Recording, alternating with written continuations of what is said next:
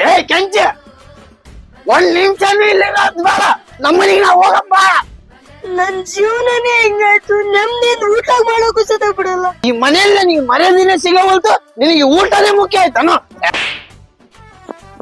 ಬಾ ಏನತ್ತ ನನಗೆ ಈ ಮನೆಗೆ ಮರ್ಯಾದಿನೇ ಇಲ್ಲ. ಅವ್ನು ನನಗೆ ಹೊಡೆದಾನ.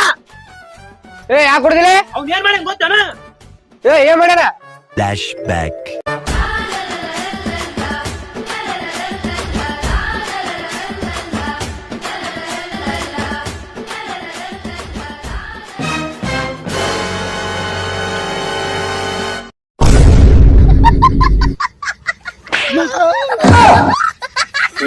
ಚಿಂತಿಲ್ಲ, ಸೋಳ ಮಾಡಿ ಕಡ್ದು ಬಿಡ್ತೀನಿ ಇವತ್ತ. ಇದು ಮರ್ಯಾದೆ ಅಂದ್ರ ಕಡ್ದು ಬಿಡಿ.